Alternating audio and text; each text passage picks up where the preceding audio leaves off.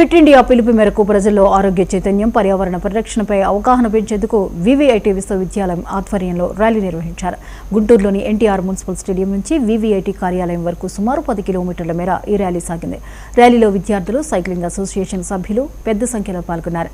కార్యక్రమాన్ని VVIT chancellor Vasireddy Vidyasagar ప్రారంభించారు. యువతలో సైక్లింగ్ అలవాటును ప్రోత్సహించడం, ఆరోగ్యకర జీవనశైలిపై అవగాహన కల్పించడమే ఈ ర్యాలీ ప్రధాన ఉద్దేశమని ఆయన తెలిపారు.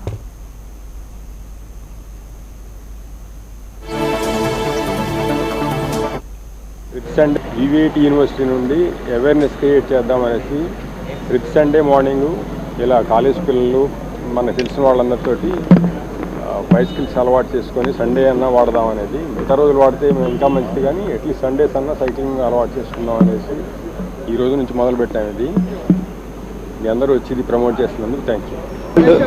మా సైక్లింగ్ డే సందర్భంగా వివిఐటి ఆధ్వర్యంలో, అట్లాగే జిల్లా క్రీడా ప్రాధికార సంస్థ స్పోర్ట్స్ ఆర్ట్ ఆధ్వర్యంలో ఈరోజు సైక్లింగ్ డే ర్యాలీ నిర్వహించడం జరుగుతుంది. ఇది cycle day government of India fit India programme సంబంధించింది జరుగుతుంది. కాబట్టి ఇది సైక్లింగ్ అవేర్నెస్ పెంచాలని చెప్పేసి, అంటే పొల్యూషన్ తగ్గించేసి సైకిల్ అవేర్నెస్ పెంచాలనే ఉద్దేశంతో ఈ ప్రోగ్రాం కండక్ట్ చేయండి. దీన్ని ప్రజలు భారీ ఎత్తున దీన్ని సద్వినియోగం చేసుకుంటా అట్లా సైక్లింగ్ ర్యాలీ కూడా ఇప్పుడు కండక్ట్ చేసుకోవడం మన శుభపరిణామం. Thank you.